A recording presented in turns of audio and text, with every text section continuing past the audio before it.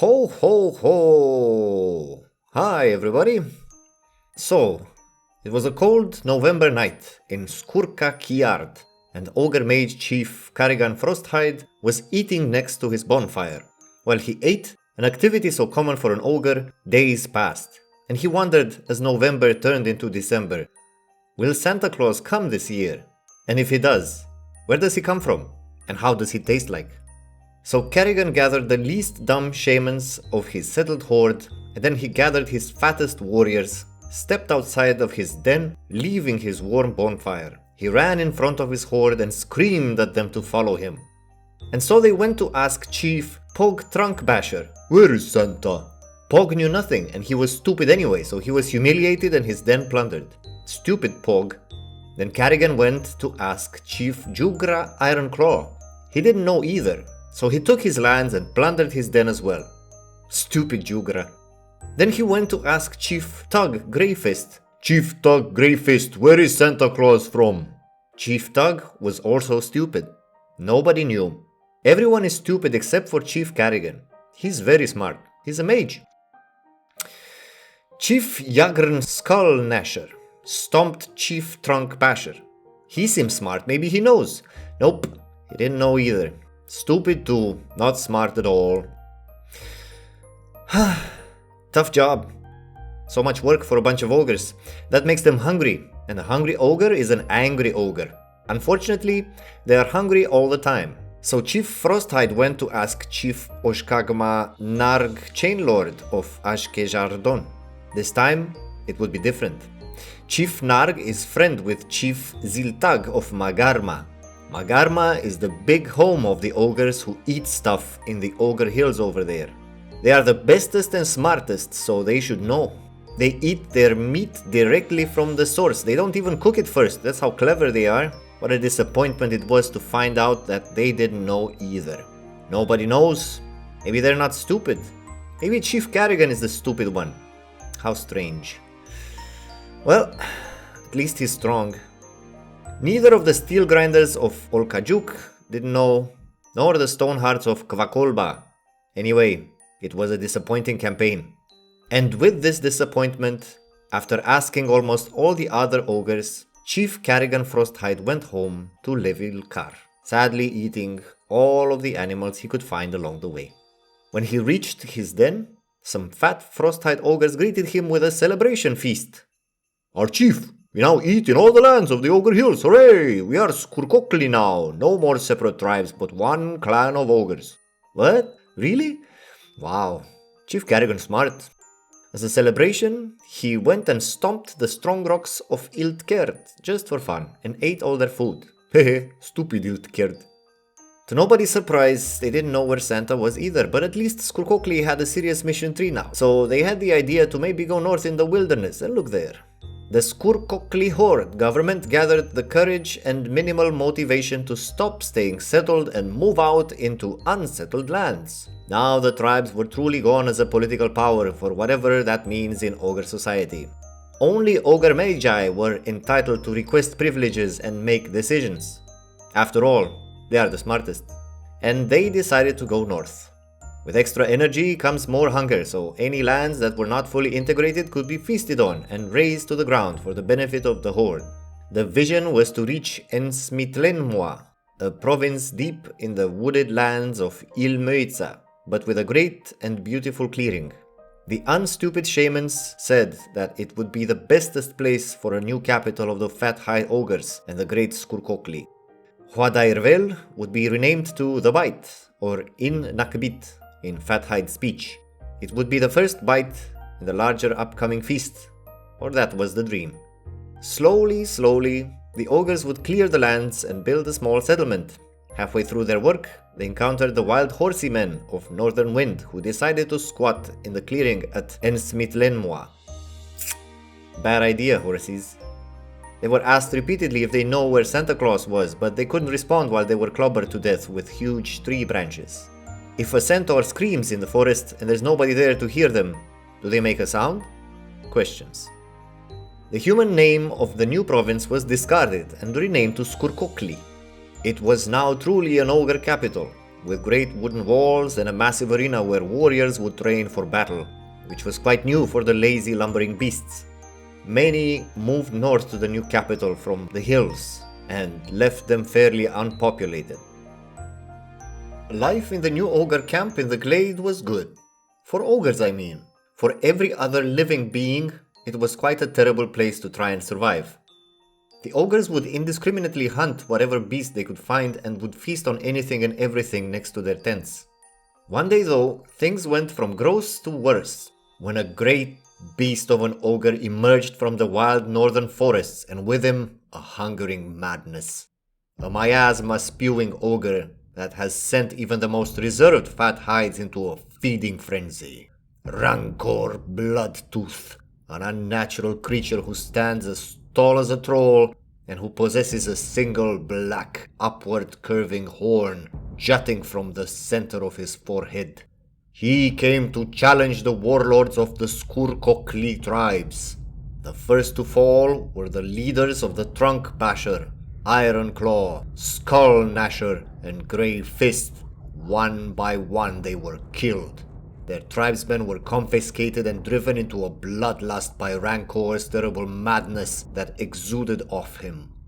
The last remaining chieftains, Sugra of the Bronze Gut and the ogre mage Carrigan, conspired to bring this beast down, with Sugra as acting champion and Carrigan casting protective spells. To nobody's surprise, even with the enchantments cast upon him, Sugra was torn apart by the beastly Rancor. While the fight was over and the hulking horned ogre paused to eat, Carrigan descended into a maddening rage himself and lashed upon the intruder with unleashed magical power. This did have the effect of making Rancor howl with pain. They began to clash, and the ogre mage even used his necromantic powers to resurrect the corpse of Sugra to fight again in undeath, while exhaustion and madness began to take over his mind. The Bloodtooth beast was tireless, and while the ogre mage fought the influence creeping into his mind, he was grabbed by a massive hand and raised into the air. Rancor's eyes began to glow red, and his skin started to crack, splitting apart and exposing what it truly was. Screams of horror accompanied the widening of a great maw that bit down into the very spirit of the defeated ogre chieftain, devouring his soul. The ogre tribesmen watched in equal terror and amazement as the monstrous abyssal being displayed itself before them. They could all feel a hunger that the presence in their mind, a voice within their heads, repeated over and over that only Rancor Bloodtooth can fill. Finishing his meal, Rancor lowered Carrigan back to his feet and ordered the necromancer to kneel. With a tortured look on his face, the soul-enslaved ogre mage did as was told, unable to resist the commands of the ogre-skinned demon before him. It was on that day that the Gorger Lord was born. Rancor Bloodtooth, he who hungers, would from then on rule Skurkokli unopposed, and his oppressive presence drove the ravenous hordes to consume all before them. Christmas was cancelled. There was no Santa Claus. The nightmare came alive. There was only the Gorger Lord. And he declared to the monsters that were enthralled by gluttony that the world was their grand banquet, which would rid them of the constant rumbling in their bellies. And as Rancor's appetite would be satiated, so would the hordes. The first effect of this new situation was a mass migration of ogres from the hills, called by the maddening voices, and sent to claim the frost forests. The Magarma clans were acting as vassals to the Frosthides, but this would not do, so Rancor brought them into the fold. They rejected the authority of the Gorger Lord, and that was their downfall. Truces meant nothing to him, and he easily smashed into the imperial ruins of the cloud giant castle of Magarma, murdered their war chief, and fashioned a studded drinking cup from his remains. With this grim deed, the Fathides were united for the first time under one single command. In the meanwhile, digging in the woods of Sriptetsvel revealed a sparkling stream of gold nuggets.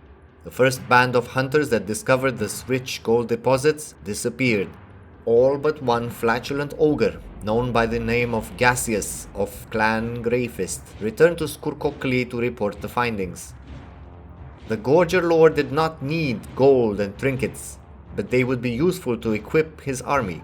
Rancor, impressed by Gaseous' greed and ruthlessness, gave him personally the authority to mine the gold together with leadership over the Frosthide Tribe and title of Tallyman of the Horde. Gaseous Goldmaw was the Gold Lord that would have the sole authority to mine, prospect and mint the discovered gold from then on. In the capital, Rancor and his wild clan shamans constructed an unholy temple where they would partake in profane acts too grotesque and nauseating to describe. But through this temple and its rituals, the institution of feudalism was formally installed in the Ogre Horde. The Ogre Magi would also flock to Rancor's side, and he ordered the construction of a magical tower from where they could serve the Horde. And with the shamans and mages at his beck and call, he finally infiltrated the minds of all the ogres roaming the Forbidden Plains.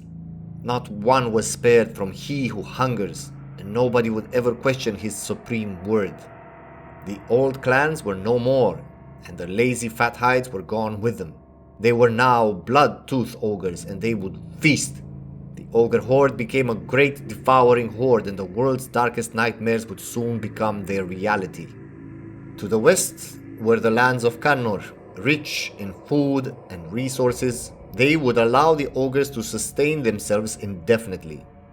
Yet they needed to traverse the dangerous and desolate northern pass to get there, and the ogres would suffer from starvation on their march. To the east, just beyond the Centaur Steppes, was an island full of tasty treats. The human realm of the Lake Federation was a land of plenty that would supply them from their bountiful food stores on their later migration into Cannor. The plan was clear, and the horde began a determined march east. During the march, while deep within the Centaur Steppes, the great demon ogre, Rancor Bloodtooth, simply collapsed to the ground as if dead. On closer inspection, his body did show the signs of any regular cadaver. At that moment, the frenzied warriors and chieftains turned upon one another, and war with the centaurs descended into madness, as ogres would fight among themselves as well. An insane pandemonium exploded in the Forbidden Plains. This chaos lasted for a few months until it suddenly ceased. Rancor, the Gorger Lord, returned. He who hungers just came back with no explanation or reason, and the infighting stopped. Nobody would dare question what happened. How did he return, or even if he did? They all knew he was unkillable, for he was beyond comprehension. The ogres colonized and conquered, reaching the coast of the Northern Sea and establishing a grand hulkyard that would produce massive heavy ships to siege the straits of the Federation's island. The Bloodtooth brutes eventually forced their way through the Zabiostlar corridor into the South Island cities. The humans resisted the centaurs for so long, yet they could not stop the flood of rotund warriors. One by one, the little townships fell, and their food stores were taken, while the human survivors would be corralled like cattle and sent back west to Skurkokli. Once enough supplies were plundered, Rancor returned to the capital and left the horde to indulge in the leftovers and have a first taste of what was to come. And it was horrifying.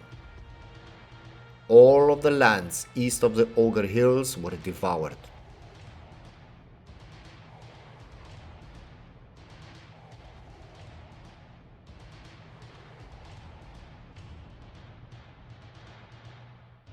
Well, as this is the first time we talk about ogres, let's take a look at their specific administration and military traits. They're monsters, they're hungry, and they do terrible things to other living beings. They're also gigantic in comparison to other humanoid races, though they are the smallest of the giant kin. They're also not the smartest or most active beings in existence. Because of their size and laziness, construction and development cost is increased. Also, their production efficiency is lower than usual. All they do is eat. Not being very smart, their technology and institution embracement costs suffer. State maintenance is 25% more expensive too. Due to their size and nature, they are terrible at spying and are 30% worse at improving relations. Nobody wants to be their friend, and it's understandable. What redeeming qualities do they have though? Well, none in general, but specifically, they are great at keeping their servants in line. Their national unrest is decreased by 2, which is very strong, while harsh treatment costs are also halved. This makes conquest a breeze. They can rely on vassals being 10% more loyal as well. They can't spy on others, but their keen sense of smell can detect spies 30% better. From an economics point of view, their massive forts are slightly cheaper to maintain, and they get a 10% goods produced modifier, which is very strong. From a military perspective, they feel like discount trolls, but slower. Their military suffers from a hugely truncated naval force limit and a slightly smaller land force limit, with really bad cavalry flanking ability. They also move 10% slower than usual. On the other hand, they deal more shock damage and receive less, and they can siege and loot faster. The ogre's omnivore diet is their main strength. It manifests in self-sustainability, saving a lot of manpower on the long term, despite their natural 15% slower manpower recovery speed. Minus 20% land attrition can stack up over time. They also recover morale faster after a defeat, and armies are cheaper to maintain. The ogrish religion is in the theme with what they do best. Feast of the Gods further reduces accidental troop attrition by increasing supply limit by 15% locally, while granting a slightly higher manpower pool and more prestige from battles, encouraging aggression. They believe that devouring the strong and wise helps them inherit their power, so bon appetit.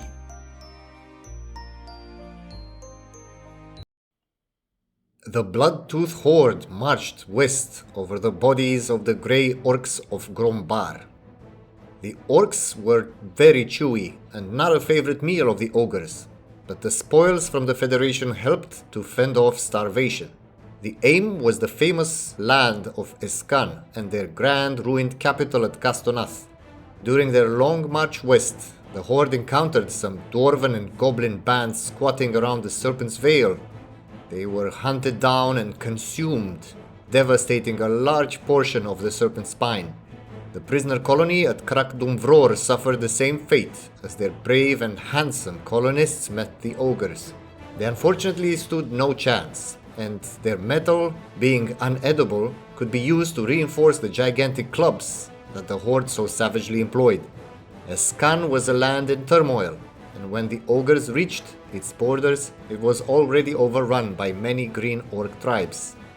The Green Tide, after fending off the adventurer bands, was being watched with hungry eyes by an ogre tide ready to descend upon them like an avalanche of fat armed with war clubs.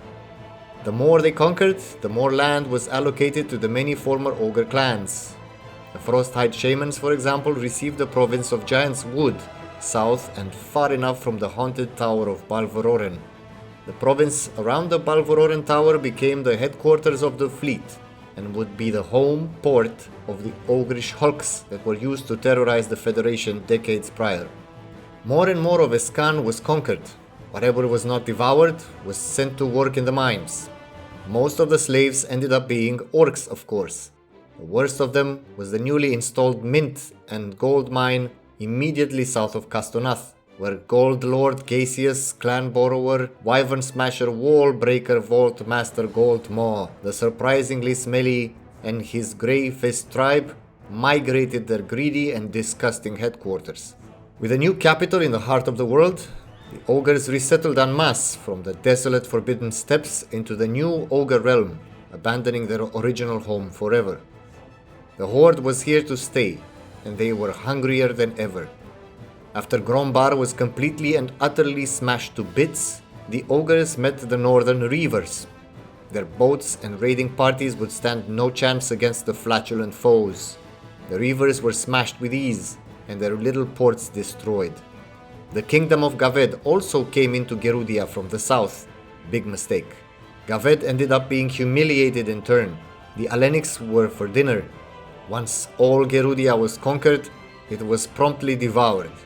Through this terrifying ritual, the ogre fleet would inherit the coastal raiding nature of the reavers, and the hungry fleet would now be able to raid coasts in search for food and loot. Western Cannor was already trembling at the news. They almost put aside their endless bickering and silly feuds to unite in a coalition against the nightmare that was rumbling in the east. Yet it was too late for Gaved.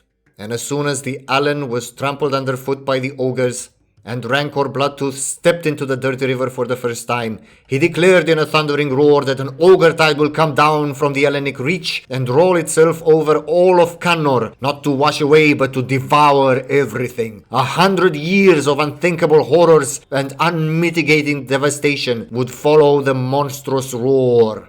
With no stability required to declare war during truces, Rancor's hungry brutes would eat more and more of the little and larger states in Cannor, sparing no man, elf, dwarf, or gnome. With halflings, though, that would be another story. Of all races of Cannor, none were tastier than halflings. The Skurkokli tribe had developed a way to prepare the tiny creatures and called it the halfling skewer.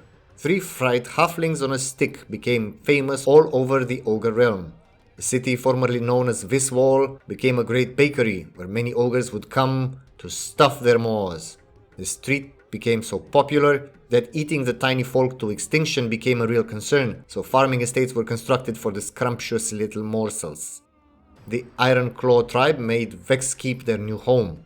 They took ownership of the great iron citadel Rknarnktar and inherited the iron will of the Vexanards. They set up great foundries and eventually discovered a new ore called coal that would become an excellent source of fuel for them. The Trunk Basher tribe were the biggest, most violent and stupidest of bullies. Their stupidity gave them great determination though, which was especially valuable for hunting. The Chain Lord clan of Akterjardon, who settled in the ruins of Gaveton, brought the Trunk Bashers with them and set up a slave capital on the River Allen. They would send brutes up and down the river to enslave any stubborn humans who decided to remain in those cursed lands, and the Hellenic slaves would be sent from there all over the ogre realm. The Bronze Guts were the clan most fond of drinking, so they would naturally take a great liking to the Laurentish spirits and Madleri wines. The chief of the Bronze Guts made the old capital of Laurentine his new home, and great feast halls were built by whining Laurentish slaves to host decadent and lavish banquets. All these tribes more than proved their worthiness by delivering all of Cannor into the slavering maw of he who hungers. In the final year of 1682, all of Cannor fell before the horde. Devouring Dostanor was crucial to empower the ogre armies with extra siege ability. Ultimately, all the lands were stripped bare before being resettled by the Bloodtooth, and the nightmare come alive had prevailed completely. Behold, the devouring of the world.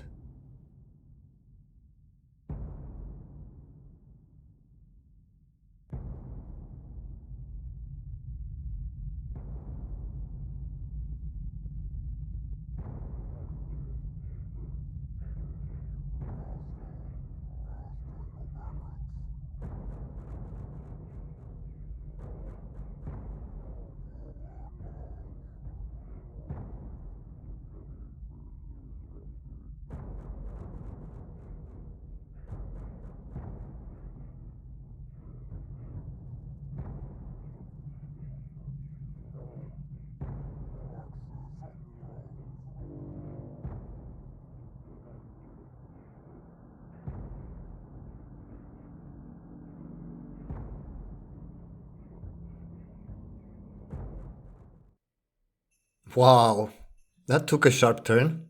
For a Christmas episode, the Ogres won in a popular poll, and I wanted to try out the new Skurkokli, as they were the northernmost ogre tribe.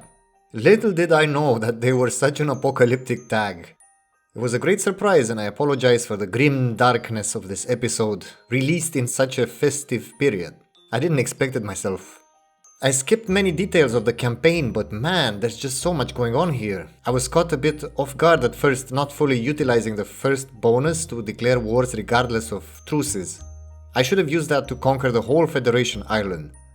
I also wasn't really aware that all the lands in the Forbidden Plains would have been destroyed like that. Another thing is when Rancor dies and the tribes fight among each other, you're basically in a regency, so you're not allowed to declare wars until he comes back. So that also is an interesting back and forth that happens during the campaign. If I knew some of these things from the beginning, I would have not have wasted any administrative mana on coring. Well, if you plan on trying Skurkokli out, just don't core the Forbidden Plains or the island. Declare war on everything, take everything, raise it, and eat it.